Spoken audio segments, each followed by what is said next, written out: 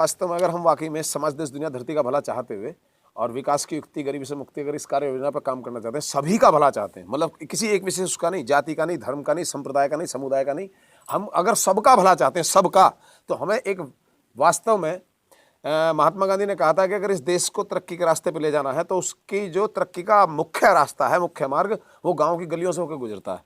ठीक है, तो गाँव की गलियों तक हमें जाना पड़ेगा।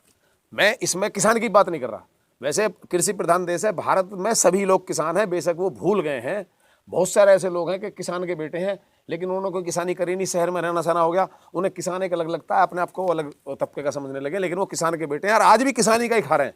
कोई भारत में ऐसा आदमी नहीं है जो किसानी पे निर्धारित जो डिपेंडेंट जो बिजनेस है, वो करीबन 90% ऐसे बिजनेस है जो किसानी के उत्पाद से, मतलब किसानों के उत्पाद से ही, किसानों के प्रोडक्शन पे ही निर्भर करते हैं। मतलब उनकी नींव जो है किसानों में जाके, हाँ 90, हाँ खाई तो रहे हैं, बिल्कुल बिल्कुल बिल्कुल। तो 90% ऐसे बिजनेस है। अच्छा, अगर जीडीपी को देखो, जीडीपी हमारी कृषि पे केंद्रित है, सब तरफ किसी भी दृष्टिकोण से आप देखेंगे, तन मन धन, यानी कि तन शक्ति, मन शक्ति, धन शक्ति, जन शक्ति, राज शक्ति, संकल्प शक्ति, कोई भी अगर उत्पन्न किसी भी शक्ति का अगर उत्पादित होती है तो वो किसानों से ही निकलती है, गांव से ही निकलती है। किसान नहीं कहूँगा, मैं गाँव कहूँगा। अगर हमें गाँव की तरक्की का रास्ता खोजना है तो हमें क्या है, गाँव को गुलामी से बचाना है, गाँव को तरक्की करानी है, किसान की तरक्की करानी है, प्रत्येक व्यक्ति की तरक्की करानी है, देश की तरक्की करानी है, तो हमें एक उसमें जाना पड़ेगा, एक कार्य योजना ऐसी बनानी पड़ेगी कि हमें किसान संसद, मतलब किसानों को, देखो जो संसद बनी हुई है हमारे देश की, जो पार्लियामेंट है, उसके अंदर 40 डिपार्टमेंट्स हैं। तो वो 40 डिपार्टमेंट किसके लिए बने हुए हैं? अंतिम व्यक्ति के लिए बने हुए, गरीब आदमी के लिए बने हुए डिपार्टमेंट, या अमीर आदमी के लिए बने हुए? बताओ, प्रथम व्यक्ति के लिए। भाई भारत के अंतिम व्यक्ति के लिए वो बनाए गए ना सारे डिपार्टमेंट। जितने भी डिपार्टमेंट बने वो अंतिम व्यक्ति अपनी सेवा पहुंचाते हैं ना, लेकिन उनका खोजड़ा कहीं भी, मतलब वो सुपड़ा ही साहब है, गाँव में है ही नहीं कुछ भी, उनका नामो निशान भी गाँव में नहीं मिलता।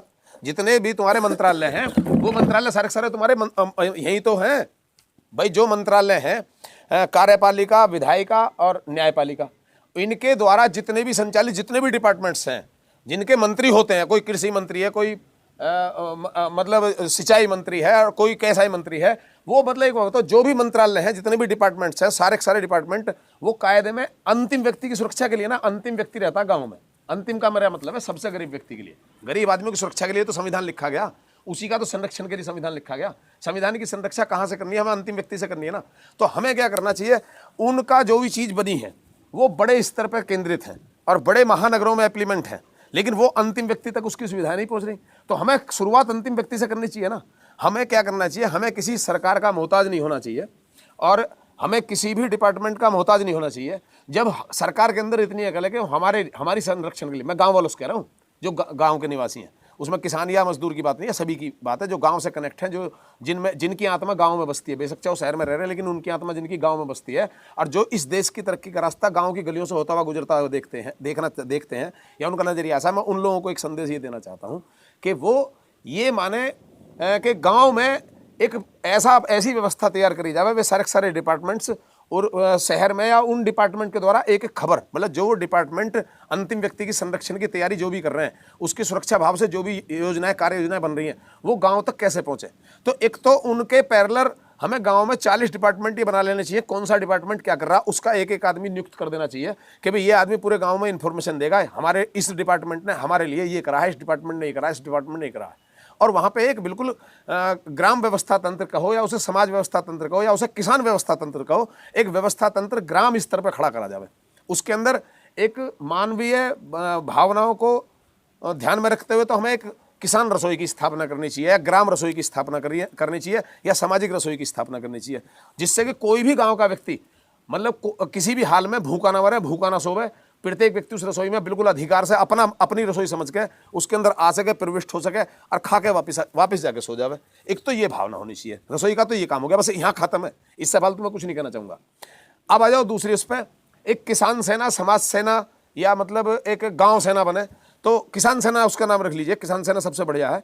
तो किसान सेना में क्या, उसका कोई ड्रेस कोड ना हो और वो कहीं भी घूम रहा अनड्रेस, मतलब बिना किसी विदाउट ड्रेस कोई भी आदमी कहीं भी घूम रहा है। जब वो किसान सेना का, उसकी जेब में किसान सेना का एक कार्ड होना चाहिए, और जब वो कार्ड कहीं भी कोई लफड़ा दिखाई दे रहा, कहीं भी कोई अत्याचार दिखाई दे रहा, कहीं भी कोई अन्याय होता हुआ दिखाई दे रहा, तो ऐसे शहीद भगत सिंह और चंद्रशेखर आजाद जैसे ऐसे कर्मठ मतलब वीरों को मतलब गांव में से निकाला जावे, सिपाहियों को गांव में से निकाला जावे, किसान सेना के सिपाही वो लोग बने कि कहीं भी अत्याचार के खिलाफ खड़े होने की उनमें मतलब मादा हो और वो एकदम अड़ जावे। तो क्या है, एक आदमी वैसे विदाउट ड्रेस बावला सा खड़ा है और एकदम कूद का आ गया और आगे उसने फड़ाक जैसी अपना कार्ड दिखाया और अन्याय के खिलाफ उसने अपनी छाती अड़ा दी। तो जब ऐसा होने लगेगा तो प्रत्येक व्यक्ति को ऐसा दिखाई देगा कि यार इस देश में तो हर एक आदमी सिपाही है, मतलब कहीं से भी ऐसे सिपाही, यानी कि जो ये किसान सेना के सैनिक जो हैं कहीं भी कूद जाते हैं। भाई ये सबसे बड़ी जो है किसान सेना होगी। तो किसान सेना विदाउट ड्रेस वाली, मतलब बिना किसी यूनिफॉर्म के, बिना किसी टैग के, बिना किसी पट्टे के, ना उनके गले में कोई पट्टा होगा, ना उनका कोई टैग होगा, ना उनका कोई नाम पता होगा, ना उनका कोई रूप होगा, ना उनकी कोई पहचान होगी, बिल्कुल आम आदमी की तरह रहेंगे और कहीं भी कूदने का वो रखे। तो एक तो किसान सेना की तैयारी करे जावे, एक रसोई होगी। और बाजो किसान पार्लियामेंट, मैं जो कह रहा हूँ किसान संसद में वही 40 डिपार्टमेंट हो और एक एक आदमी ऐसा सिपाही बने और वो जो बाकायदा बतावे कि इस डिपार्टमेंट ने हमारे लिए गांव के लिए ये योजना बनाई है। उन योजनाओं का पूरा गांव तक, घर घर तक, एक एक अंतिम व्यक्ति तक उसका लाभ पहुंचाए। सरकार के साथ मिलकर काम करने की बात है, कोई असंवैधानिक नहीं है, कोई इसमें अलगाव नहीं है, कोई इसमें विवाद नहीं है। अब मैं आता हूं नेक्स्ट स्टेप पे, जो ये तो होगी कहने की बात है, लेकिन इसे हम रूप में कैसे लाएं, अमल में कैसे लाएं। अब आज की डेट में आंदोलन चल रहा है, किसान परेशान है और पूरे देश के हित की बात कर रहा है किसान, लेकिन पूरा देश उसको समझ नहीं पा रहा। उन तीनों कानूनों को, जो बिल्कुल गलत कानून है तीनों के तीनों, भंडारण से कालाबाजारी बढ़ेगी और अगर कॉन्ट्रैक्ट फार्मिंग होगी तो उत्पादन शक्ति उनके हाथ में चलेगी, सारा उत्पादन उनके हाथ में हो गया, भंडारण उनके हाथ में पहले से ही है। तो कालाबाजारी और ब्लैकमेलिंग इतनी ज्यादा बढ़ जाएगी कि तुम्हें तबाह कर दिया जाएगा। खरीदार को विदेशी तो आएंगे नहीं, भारत के लोग खरीदेंगे। अब जब भारत के लोग खरीदेंगे तो समझ लो कि पूरा भारत पहले वो तुम्हें पैसे देंगे कॉन्ट्रैक्ट फार्मिंग के नाम पे, किसी शुरू में तुम्हें लाभ देंगे लेकिन फिर बाद में तुम्हें सबको लूटेंगे। उसमें मजदूर, किसान, सिपाही सब लूटेंगे, मतलब जो सरकारी है, गैर सरकारी है, प्राइवेट है, किसान है, कोई भी आदमी, हर एक आदमी उसके अंदर लूटेगा, फंसेगा, मरेगा। तो ये तीनों काले कानून है, लेकिन उसके लिए लड़ाई किसान लड़ रहा है। हर आदमी समझ रहा है किसानों की अपनी लड़ाई है, हमारी नहीं है, जबकि वो सबकी लड़ाई है। इस बात को अलग करते हुए अब क्या है, सरकार से हम कोई मांगने के लिए थोड़ी है, हम कायदे में दाता हैं, किसान हैं हम, तो हम कायदे में दाता, हमें क्या करना चाहिए। हमें अभी आगे ग्राम प्रधानी के चुनाव, एक उदाहरण ऐसा बनाया जा सकता है, एक मिसाल तैयार की जा सकती है इस देश के अंदर। हमें क्या करना चाहिए, हमें अपने गांव के अंदर एक निर्विरोध ग्राम प्रधान चुनना चाहिए। अब तुम कहोगे ग्राम प्रधान निर्विरोध कैसे चुना जाएगा, भाई मानता हूं नहीं चुना जाएगा, लेकिन जिस प्रकार से भाई जो तुम्हारा चुनाव आयोग है, तुम्हें चुनाव आयोग जिस प्रकार से एक ग्राम प्रधान को चुनकर तुम्हें देगा, भाई तुम्हारे ही गांव का तो प्रधान चुन के देगा वो भी, तो तुम उस प्रकार का एक अपना चुनाव आयोग, ग्राम स्तर का एक सामाजिक चुनाव आयोग क्यों नहीं बना सकते। सामाजिक स्तर पर एक चुनाव आयोग बनाया जाए, उसकी 10, 20, 30, 40, 50 आदमियों की कमेटी बनाई जाए। कमेटी बनाने के बाद में चुनाव आयोग हो गया। और वोट लेने के लिए क्या काम करें, उसमें इस तरीके का सिस्टम बने कि जैसे जो लोग खड़े हो गए उन सब लोगों को बाकायदा ऐसी बैलेट पेपर जैसे वो छपवाता, इसी प्रकार के बैलेट पेपर अपने छपवा दिए, सब घर घर घर घर घर हर वोटर के पास पहुंचा दिए और सबके साथ में 10-5 आदमियों की टोली बनी, टोली बन के डब्बे ले लिए और डब्बे लेके घर घर घर घर जाके वोट मांगी, सबसे वोट ली, जिसने जिसको दिया गुप्त रूप से, किसी की नहीं पता लगी किसने किसको वोट दिया, मतलब गुप्त ऐसा विभाग बना लिया बैलेट पेपर वाला और लेके भाई सब बता दिया था समाज के हिसाब से ये आदमी ग्राम प्रधान चुना जा रहा हमारी अपनी आंतरिक नीति के अनुसार। अब देखो जैसे चुना गया तो कायदे में वो चुना हुआ ही हुआ, उसमें फिर ये बताया जाएगा कि भाई मान जाओ चुनाव मत करो, सरकार से इनाम भी दे रही है, सरकार से इनाम लेंगे और हमें जो किसी भी सरकारी कर्मचारी या किसी भी सरकारी नेता का आगमन भी उसमें नहीं हुआ। मतलब आंतरिक रूप से हमने व्यवस्था बना के ग्राम प्रधान का चुनाव कर लिया, एक ग्राम प्रधान का। एक तो वोट के माध्यम से चुनाव हो गया, एक दूसरा और मैं कहता हूं वो तो हो गया, वो तो बनाया जाएगा वो सरकारी प्रधान, जो वोट से चुना गया वो तो कहलाएगा सरकारी प्रधान, ठीक है। जो सरकार जिस तरीके का प्रधान बनाती है कि जो गांव का जो ग्राम प्रधान का जो बस्ता होगा सरकार की तरफ से वो उस व्यक्ति के पास होगा, लेकिन नहीं, उसकी निगरानी कमेटी के लिए हमें 2 प्रकार के और प्रधान बनाने हैं। एक प्रधान ऐसे बनाने के जो वाकई में वो चुनाव के लिए भी खड़े नहीं हो रहे, लेकिन सबको पता भी ये इस गांव का सबसे सज्जन व्यक्ति है, तो उसे कहेंगे प्रेमी प्रधान, उसका नाम रखो प्रेमी प्रधान। उसे जो है मतलब सर्वसम्मति से उसे पता भी नहीं है कि मुझे प्रधान बना दिया गया, उसे पता ही नहीं है, वो बेचारा राजनीति में नहीं पड़ता ना, वो इधर उधर की वो करता, लेकिन वो प्रेमी आदमी है, न्याय प्रिय है, सही बात कहता है, गलत बात का समर्थन नहीं करता, उस आदमी को बना दिया जाए प्रेमी प्रधान। एक प्रधान वो हो गया, वो उसकी निगरानी कमेटी में हो गया, ऊपर देखेगा, उस प्रधान से ऊपर वो प्रेमी प्रधान। एक और बनाया जाना चाहिए प्रधान, एक प्रधान ऐसा बनाया जाना चाहिए, गांव में बहुत सारे लोग ऐसे होते हैं कहते हैं कि मैं गांव के लिए अपनी तनख्वाह भी दे दूंगा, इतने रुपए कर दूंगा, खर्च ये कर दूंगा, ऐसा कर दूंगा, वैसा कर दूंगा। तो उससे कहा जाए भाई जो इस गांव में एक गांव का फंड बनाया जाए, उसे ग्राम फंड कहा जाए, किसान फंड कहा जाए, सामाजिक फंड कहा जाए, उसका कुछ भी नाम रखा जाए। एक गांव में मतलब फंड की स्थापना करी जाए, ग्राम स्तर के फंड की, वो सामाजिक फंड होगा, सामाजिक फंड की स्थापना करी जाए। उस फंड में जो सबसे बड़ा दानदाता होगा, उसमें देवे तो सभी, प्रत्येक व्यक्ति को उसके अंदर 100 का नोट 1 वोट फुल सपोर्ट देनी चाहिए कायदे में। लेकिन मैं कह रहा हूं 100 का वोट तो सभी दे, लेकिन जो उसमें सबसे बड़ा दानदाता होगा, जो खुल के देगा, बोला मैं दे रहा हूं भाई इसमें 5 लाख रुपए दे रहा हूं गांव के उत्थान के लिए, अपनी तरफ से दान दे रहा हूं, जो सबसे बड़ा दानदाता होगा उसे कहा जाएगा मतलब पैसे वाला प्रधान, मतलब धनी प्रधान। धनी उसका नाम रखा जाएगा धनी प्रधान। एक हो गया प्रेमी प्रधान, एक हो गया सरकारी प्रधान। तो 3 प्रधान गांव में हो और आपस में तीनों में ये कंपटीशन होना चाहिए कि कौन सा हमारे गांव का ज्यादा भला करता है, मतलब कौन सी विंग बढ़िया करती है। एक प्रेम की होगी, एक पैसे की होगी, एक ताकत की होगी। तो 3 प्रकार की विंग चले, प्रेम, पैसा और ताकत। इन तीनों विंगों से 3 ही प्रधान गांव के अंदर नियुक्त करे जाए और गांव में आपसी द्वेष भाव को मिटा के, और फिर बाकायदा अगला स्टेप ये भी होना चाहिए कि गांव अपने स्तर पे अपने पैरों पर खड़ा होने के लिए गांव में ही कुछ उत्पादन लगे जिसमें रोजगार बटे। मतलब गांव में ही अपने उत्पादन करो, और जो भी ये मसाले हैं, आटा है और दुनिया भर की जो खाने पीने की चीजें, अचार वगैरह, मतलब और निर्यात करो शहरों के लिए, गांव से भेजो, ना कि शहरों से माल वापस खरीद के लेके आओ। और बड़ी बड़ी इंडस्ट्री के तरफ ना करके छोटे छोटे यूनिट में जगह जगह जगह जगह, जो राजीव दीक्षित जी बताते हैं, करीबन 180 ऐसे उद्योग हैं जो गांव में स्थापित करके, और वहां पर कम से कम एक उद्योग से 10-20 आदमियों को जोड़ के हम हजारों आदमियों को रोजगार दे सकते हैं। उस रोजगार प्रणाली पर काम करना चाहिए और इस तरीके की एक कार्य योजना गठित करी जाए जो मतलब बेरोजगारी दूर हो, लोग आत्मनिर्भर बने, प्रेम भाव और सद्भाव के साथ जीवन जी सकें, और गाँव की तरक्की हो। और गाँव अगर तरक्की करेगा तो समाज तरक्की करेगा, और समाज तरक्की करेगा तो देश तरक्की करेगा, देश तरक्की करेगा तो दुनिया की तरक्की होगी।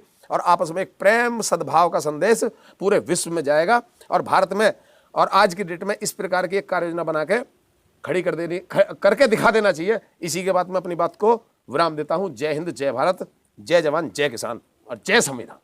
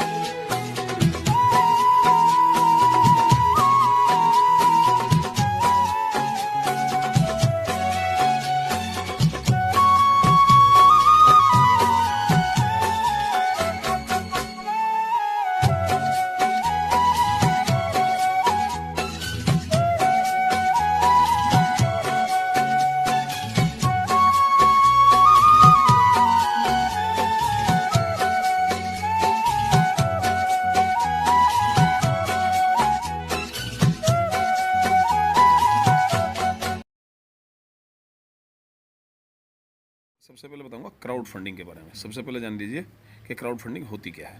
क्राउड फंडिंग का मतलब है, क्राउड माने भीड़ और फंडिंग माने फंड। अब बात यह है कि भीड़ तुम्हें पैसा देगी क्यों। क्राउड फंडिंग तो क्लियर हो गया। क्राउड माने भीड़ और फंड माने पैसा इकट्ठा करना। भीड़ के द्वारा पैसा इकट्ठा होना क्राउड फंडिंग कहलाता है। ये तो क्राउड फंडिंग की परिभाषा होगी। ये पश्चिम देशों में अब से लगभग 25 साल पहले चालू कर दिया, और इंडिया में जो इसका प्रवेश की अवधि है ये 2005 के बाद आया, यानी कि 14 साल के आसपास इसे मान लीजिए कि अब ये इंडिया में भी सक्रिय है।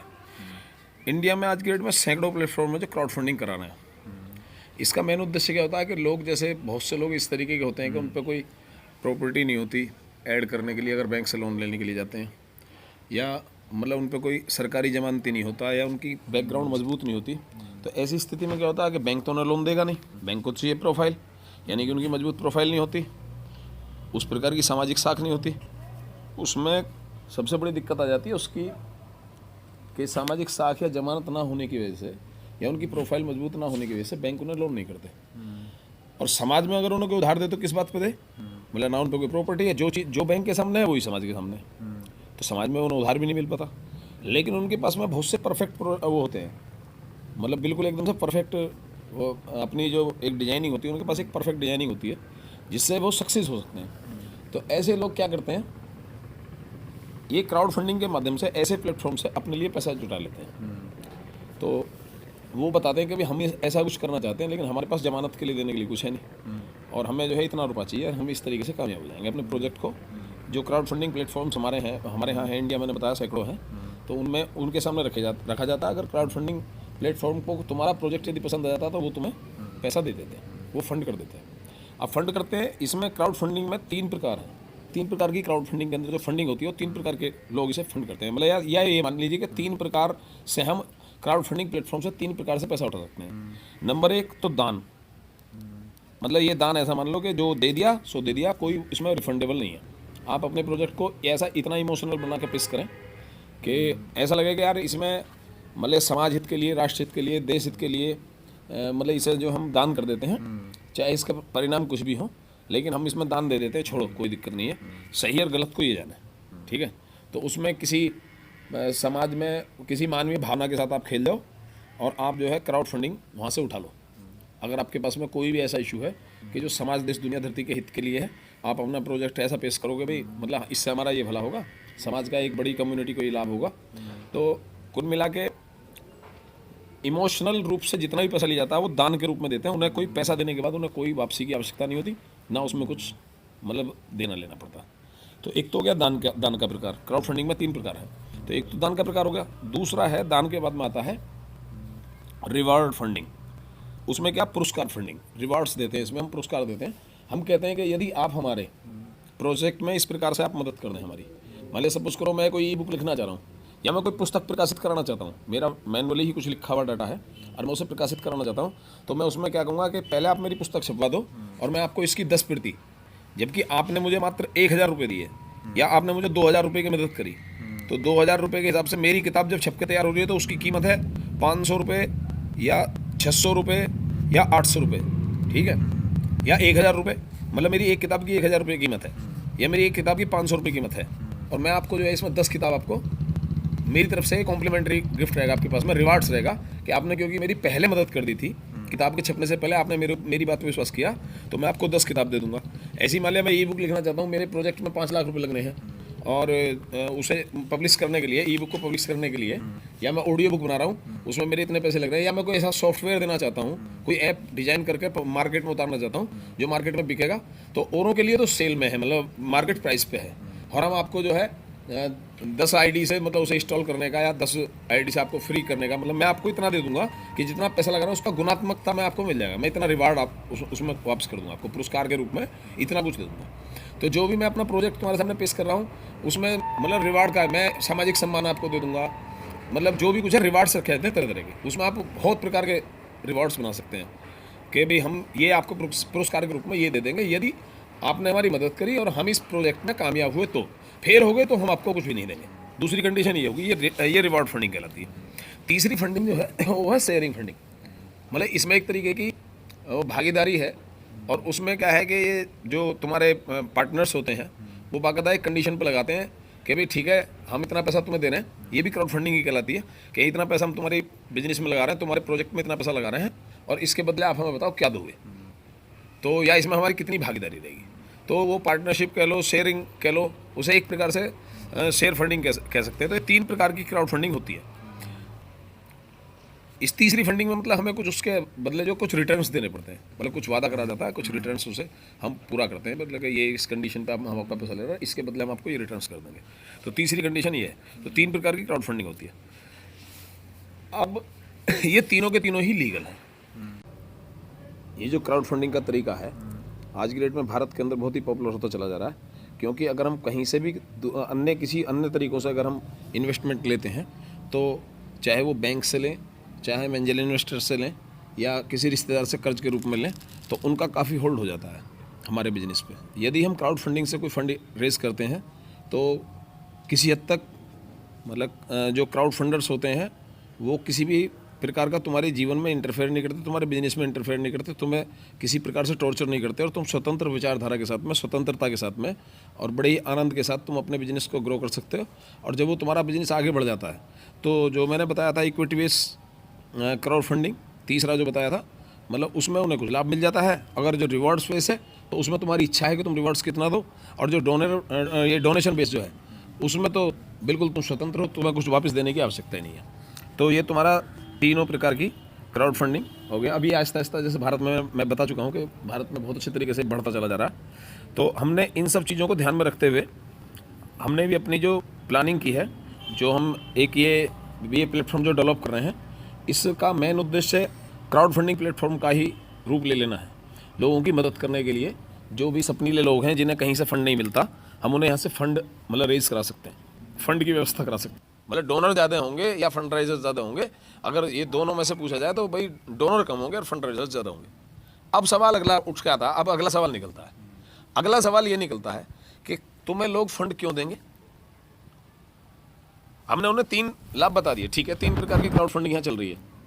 ना तो किसी को रिवार्ड्स चाहिए, क्या मतलब है रिवार्ड्स का, और ना किसी को शेयर चाहिए, अपनी दुनिया में खोया हुआ व्यक्ति। और दूसरी बात, जिनकी स्थिति ऐसी है जो तुम्हें रिवार्ड्स पे भी दे सकते हैं और मतलब जो है इक्विटी बेस पे भी दे सकते हैं और डोनर बेस में भी दे सकते हैं, मतलब वो जो है डोनेशन भी दे देंगे आपको, छुट्टी, बात खत्म, उन्हें कुछ नहीं चाहिए वापस। ऐसे लोग हैं इस दुनिया में, लेकिन उन तक तुम्हारी बात पहुंचाएगा कौन। तो सबसे पहला तो मतलब हम बताते हैं आपको कि सबसे पहला काम तो हमारे जो प्लेटफॉर्म जो स्टार्टअप कर रहे हैं, जो हमारा एक प्रकार का, इसे भी तुम स्टार्टअप ही मानो, जो हम अपनी शुरुआत कर रहे हैं, एक नई शुरुआत कर रहे हैं, उसमें सबसे पहला तो यह है कि हम हर उस ज़रूरतमंद व्यक्ति की बात को उन लोगों तक पहुंचाएंगे जो डोनेशन भी दे सकते हैं, रिवॉर्ड्स वेस भी, मतलब उन्हें सम्मान की भी जरूरत है। ये 3 बातें निकल गई। एक तो भाई डोनेशन दिया जाता है आत्मसंतुष्टि के लिए, ठीक है, और ये रिवार्ड्स बेस्ड जो क्राउड फंडिंग है ये है उन लोगों के लिए जिनके पास में किसी चीज़ की कमी नहीं है, बस सम्मान की कमी है। उन्हें सम्मान चाहिए, अपना नाम चाहिए, लोगों का प्रेम चाहिए। तो प्रेम के लिए, सम्मान के लिए वो रिवार्ड्स बेस में, मतलब रिवार्ड्स बेस जो है उन लोगों के लिए है। तीसरी कंडीशन का जो इक्विटी बेस जो है वो लाभ के लिए काम करते हैं, ठीक है। तो 3 प्रकार के लोग निकल गए, 3 प्रकार की ही क्राउड फंडिंग होगी। तो तीनों प्रकार के लोगों की नब्ज़ पकड़ने के लिए हम आपकी बात, जो भी इसमें ज़रूरतमंद लोग होंगे जिन्हें वाकई में क्राउड फंडिंग की आवश्यकता है, उन लोगों को सबसे पहला काम तो हमारा ये होगा कि हम ऐसे लोगों तक आपका मैसेज पहुंचाएंगे। हमारा जो प्लेटफॉर्म है सबसे पहला काम तो ये करेगा, ऐसे लोगों तक। मैं मान सकता हूं कि आपने भी कह दिया, मैं भी मान रहा हूं इस चीज़ को, और 50 आदमी से पूछोगे वो भी यही कहेंगे कि फंड लेने वालों की तादाद ज़्यादा मिलेगी, फंड राइजर्स ज़्यादा मिलेंगे, डोनर कम मिलेगा। तो जब डोनर कम है और फंड राइजर्स ज़्यादा है, अब आदमी अपनी बात वहाँ तक पहुँचाए कैसे। तो उससे पहुँचाने के लिए हम जिस डाटे का प्रयोग कर रहे हैं, मतलब जो संसाधन हम अपने साथ में लग के जुटा रहे हैं और जिनके माध्यम से हम अपनी डिजिटल मार्केटिंग कर रहे हैं, तो हम ऐसे लोगों तक हम अपने आप पहुँचाएंगे आपकी बात को, आपकी कैंपेनिंग करेंगे, ठीक है। और आपकी बात जो भी फंड राइजर्स की बात को हम ऐसे लोगों तक पहुँचाएंगे जो लोग तुम्हें तीनों ही कंडीशन के फंड देने के लिए राजी हो जाएंगे। जैसा तुम्हारा प्रोजेक्ट है वैसे वो देने के लिए तैयार है, उस क्वालिटी के लोग वो होंगे तो दे देंगे। एक तो इस प्लेटफॉर्म की सबसे बड़ी बात तो ये है। अब इसके अंदर क्या है, मैंने जैसे बताया कि फिर भी एक प्रश्न खड़ा रह जाता है कि तुम्हारे लिए क्यों, मतलब तुम उनके लिए बिल्कुल अनजान हो, और मान लिया बहुत बड़ी तादाद ऐसी है जिसे ना डोनेशन देना है, ना उसे मतलब प्रेम की और सम्मान की आवश्यकता है, और ना उसे कोई लाभ चाहिए, वो अपनी दुनिया में खोया हुआ है। तो वो एक बहुत बड़ा तबका है। अब उनसे तो फंड निकल कर नहीं आता, ठीक है। तो वो तुम्हें क्यों फंड करेगा? तो उसके लिए हमने एक ऐसी कंडीशन बनाई है कि चाहे कोई तुम्हें दे या ना दे, एक प्रकार से जैसे स्वयं सहायता समूह होते हैं, आपस में एक दूसरे की मदद करते हैं, अपना खुद का क्राउड हमें इकट्ठा करना है। हमारे प्लेटफॉर्म पर हम खुद का अपना एक क्राउड बनाना चाहते हैं, जिसका हमने नाम रखा समाज व्यवस्था तंत्र। और इसका समाज व्यवस्था तंत्र मिशन 2020, मतलब 2020 से हम इसे शुरू कर रहे हैं। तो SVTM 2020 इसके हमने शॉर्ट फॉर्म बना के, और svtm2020.com ही हमने इसकी वेबसाइट बनाई है। समाज, देश, दुनिया, धरती के हित की भावना से काम करने वाले जो भी फंड राइजर हमारे पास आते हैं, हम उन्हें फंड राइज कराते हैं। अगर हमारे करे गए प्रयासों से फंड इकट्ठा होकर अगर आता है तो हम उन्हें फंड राइजर्स को दे ही देंगे, बहुत अच्छी बात है। लेकिन अगर नहीं आता है तो फिर हमें एक नया तरीका बनाना पड़ेगा। जो फंड राइजर है, यानी कि जो फंड राइज करना चाहते हैं, जो लेना चाहते हैं, हमें एक ऐसा समूह, ऐसा एक सिस्टम तैयार करना पड़ेगा कि क्यों ना हम आपस में एक दूसरे की मदद कर लें। तो उसके लिए हमने रखा है, सबसे पहला है PC1। एक्चुअल में 4 कंडीशन के लोग हैं। एक कंडीशन तो ये है कि मतलब जिनके विचारों की रिस्क लेने की क्षमता बिल्कुल खत्म हो चुकी है, वो सिर्फ पैसा चाहते हैं लेकिन उसे वापस भी नहीं लौटाना चाहते, मतलब उन्हें लोन नहीं चाहिए, कायदे में उन्हें दान चाहिए। एक कैटेगरी तो ये होगी। दूसरी कैटेगरी ये होगी कि उन्हें लोन मिल जाए, वो किसी भी कंडीशन पे उन्हें ऋण मिल जाए और वो उसे बाकायदा यूज़ करने के बाद में लौटा देना चाहते हैं। उनका स्वाभिमान भी जिंदा है और उनकी अभी रिस्क लेने की क्षमता भी जिंदा है। एक तो दूसरी कंडीशन ये होगी। दूसरी कैटेगरी ये होगी, इस कैटेगरी के लोग हैं। तीसरी कैटेगरी है जिन्हें पैसा नहीं चाहिए, ना उन्हें दान का चाहिए ना उन्हें लोन का चाहिए, उन्हें चाहिए नौकरी।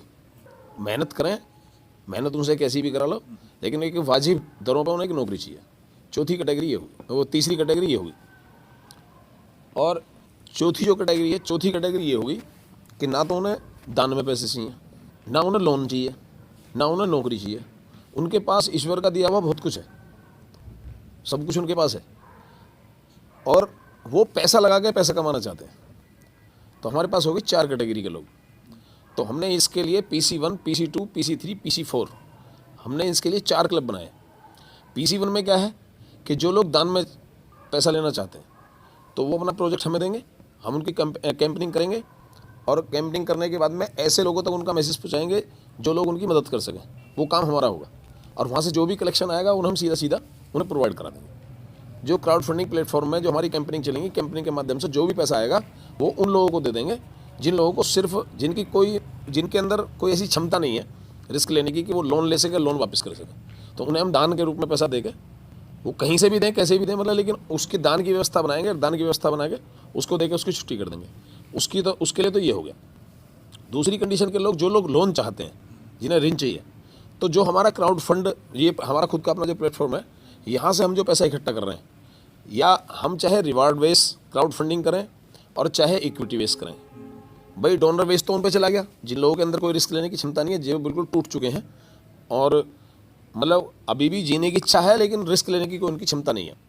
अगर उन्हें सीधा दान में पैसा मिल जाए तो वो मतलब अपना वर्क कर सकते हैं, आगे खड़े हो सकते हैं। आगे आने वाले समय में उनकी क्या भावना रहेगी वो अलग बात होगी, लेकिन फिलहाल उन्हें जो चाहिए ऐसा चाहिए कि उनके बस की वापस देने का उन्हें कहीं से आसरा नजर नहीं आता। कल वो बेशक देने की स्थिति में आ जाए, वो अलग बात है। अगर देने की स्थिति में आएंगे तो हमारे प्लेटफॉर्म को फायदा होगा। देने की स्थिति में नहीं आते तो क्योंकि पैसा ही डोनेशन के रूप में लिया गया है तो उन पर कोई दबाव नहीं बनेगा किसी प्रकार का। उनकी कैंपेनिंग करी, डोनेशन आया, उन्हें दे दिया। दूसरी कंडीशन जो लोन की है, वो इक्विटी बेस पैसा इकट्ठा किया और उन्हें हमने दे दिया, जो लोन वालों के लिए।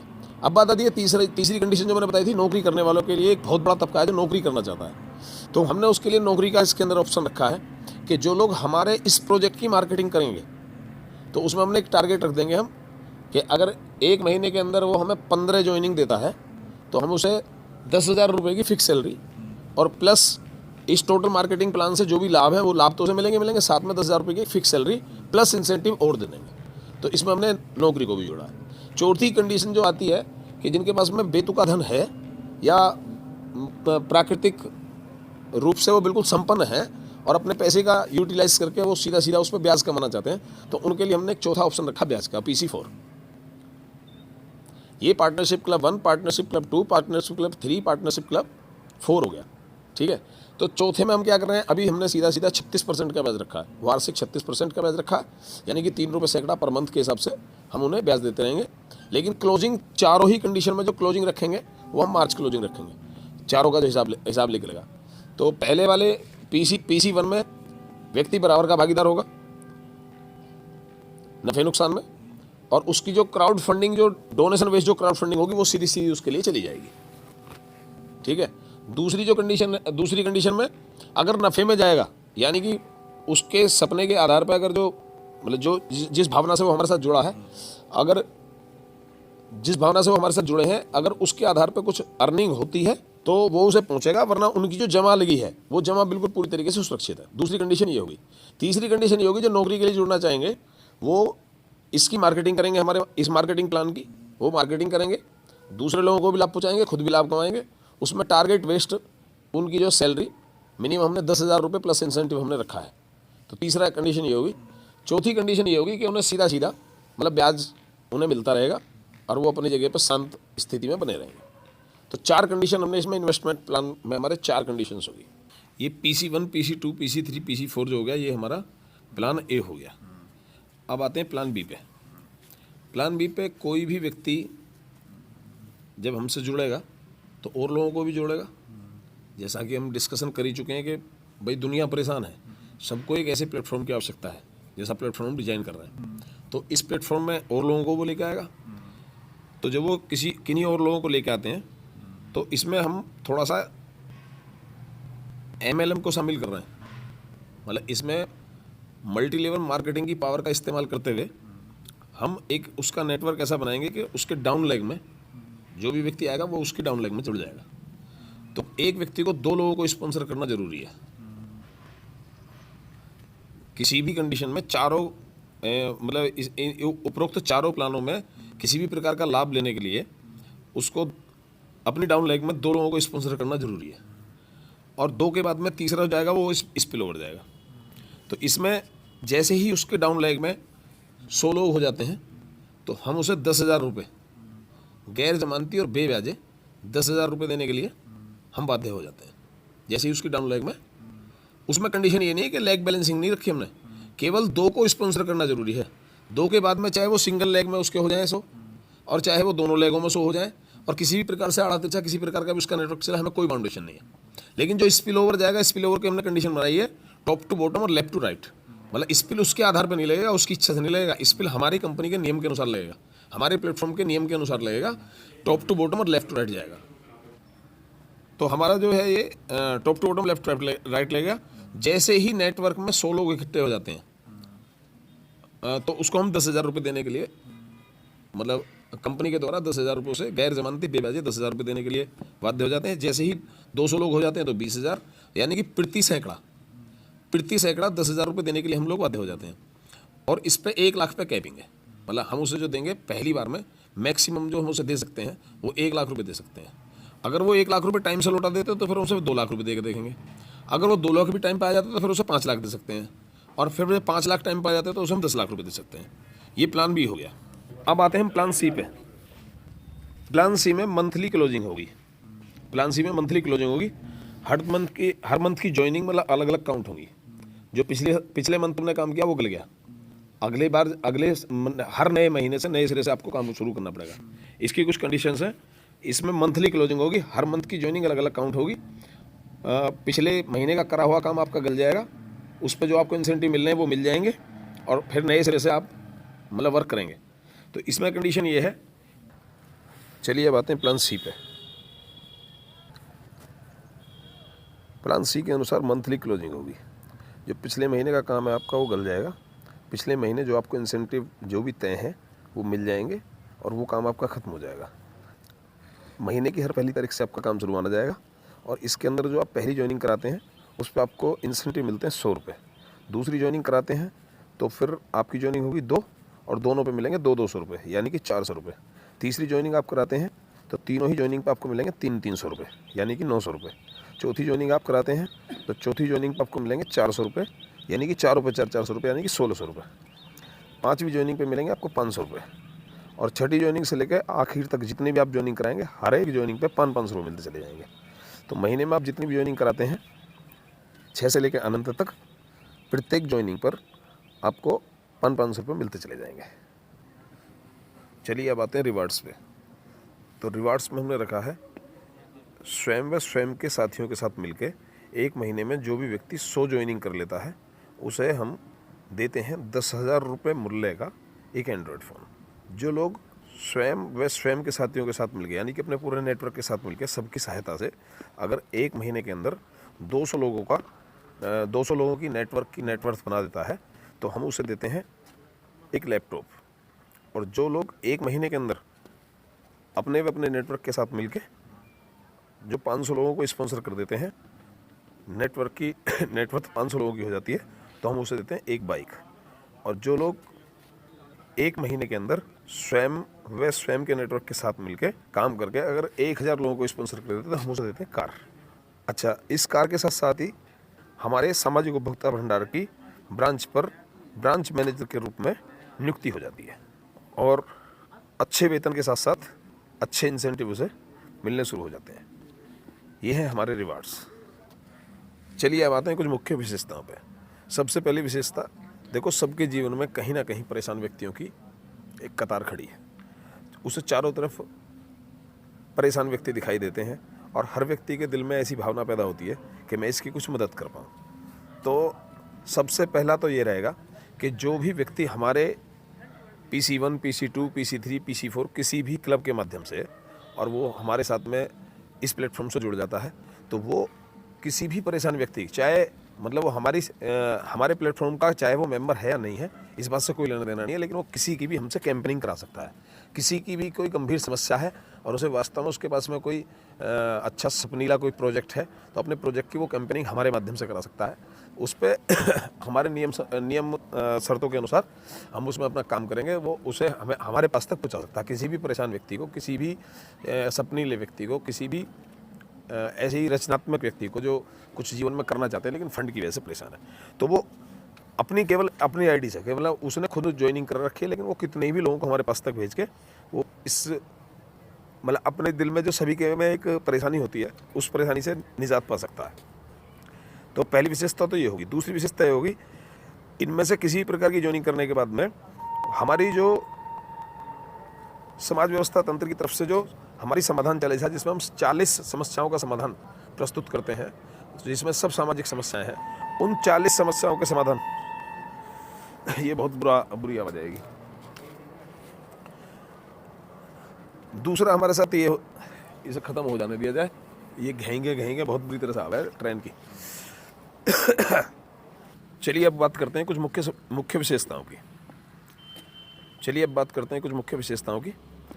हमारे प्लेटफॉर्म से कोई भी व्यक्ति PC1, PC2, PC3, PC4 किसी भी माध्यम से जुड़ने के बाद में सबसे बड़ा लाभ तो इस बात का उठा सकता है कि हर व्यक्ति के जीवन में परेशान लोगों की कतार खड़ी है, सपनीले लोगों की कतार खड़ी है, उत्साही लोगों की कतार खड़ी है, रचनात्मक लोगों की कतार खड़ी है, लेकिन वो उनके लिए बहुत कुछ करना चाहता है लेकिन कर नहीं पाता। तो वो क्या कर सकता है, अगर हमारे प्लेटफॉर्म से कोई भी व्यक्ति जुड़ा हुआ है तो वो ऐसे लोगों को हमारे पास तक लेके आ सकता है। हम बिना किसी शुल्क के, बिना किसी ज्वाइनिंग के, बिना किसी बाध्यता के उसके प्रोजेक्ट की प्रोफाइल डिजाइन करके और हम उसकी कैंपेनिंग करा सकते हैं। उसके प्रोजेक्ट को ऐसे लोगों तक पहुंचा सकते हैं जहां से उसे मतलब 100% मदद मिल ही जाएगी।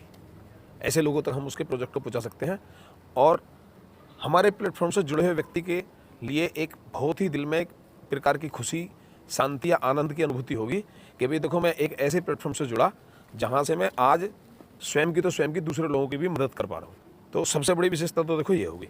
अब आते हैं दूसरी विशेषता पे। दूसरी विशेषता ये है कि जो हमारे समाज व्यवस्था तंत्र की जो समाधान चालीसा है, जिसमें हम 40 समस्याओं पर जिसके अंतर्गत हम 40 सामाजिक समस्याओं का समाधान करने का प्रयास करते हैं, जिसमें वृक्षारोपण, जिसमें सामाजिक फंड की स्थापना, वृक्षारोपण, गरीब लड़कियों की शादी, एजुकेशन, गरीब बच्चों के लिए शिक्षा, और अगर वो लिस्ट बोल लेते ना तो वो 1 मिनट में पूरी हो जाएगी।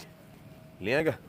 अच्छा चलो, ये है ऊपर लगे बोल दूंगा, इसी माहौल में हो जाएगी ना वो, तो वो बोल के फिर उसमें बीच में अटैच कर देंगे। समाधान 40 के तहत जो भी उसे प्रोजेक्ट पसंद आया, जिस वृत्ति के उसके समाज में इर्द गिर्द लोग हों, उनसे वो संस्थागत रसीद बुक प्राप्त करके सहयोग राशि की रसीद काट सकते हैं और उसका 75%, उस कलेक्शन का 75% हम उन्हें देते हैं जो कलेक्टर हैं, मतलब जो कलेक्शन करने वाले हैं, और केवल 25%, मात्र 25% संस्था सामाजिक फंड के लिए लेती है। और वो पैसा भी हम दूसरों की मदद में मतलब दे देते हैं। हमें मतलब उसमें से एक पैसा भी नहीं चाहिए, क्योंकि हमारा जो इसका मूल उद्देश्य है, हमारी संस्था का जो हमने बायोलॉजी में भी स्पष्ट करके लिखा, हमारी संस्था का जो मूल उद्देश्य है, बिना किसी भीख दया दान या अनुदान के नई समाज संरचना, एक नए समाज का गठन। तो इसलिए इसका जो 75% हम जो भी कलेक्शन करेंगे उन्हें दे देंगे, 25% जो जाएगा वो सामाजिक फंड में जाएगा, और वो सामाजिक फंड का 100% हमें मतलब सभी को पता है, सभी को कहते हैं कि सामाजिक फंड में से कुछ नहीं रखना है, वो लोगों की भलाई के लिए, लोगों की मदद के लिए ही खर्च कर देना है। ये हमारी जो है दूसरी मुख्य विशेषता होगी। और ये प्लेटफॉर्म वाकई एक ऐसा प्लेटफॉर्म है जहाँ से लोग जुड़ के अपना व अपने समाज का उत्थान कर सकते हैं, दूसरों का भला कर सकते हैं। धन्यवाद। ऐसा धन्यवाद भी इसलिए बोल दिया है कि वो मतलब लास्ट में अगर जो ठीक लगेगा तो लगा देंगे, नहीं तो कोई बात नहीं है। वैसे धन्यवाद तो दे ही देना चाहिए, कोई बुराई नहीं है उसमें, ठीक है। तो एक बार फिर कर देते हैं धन्यवाद। 3-4 बार धन्यवाद आ गया इसमें, तो देख लेते हैं जो उनका भी ठीक होगा वो हो जाएगा। धन्यवाद लास्ट में लगा देंगे। धन्यवाद।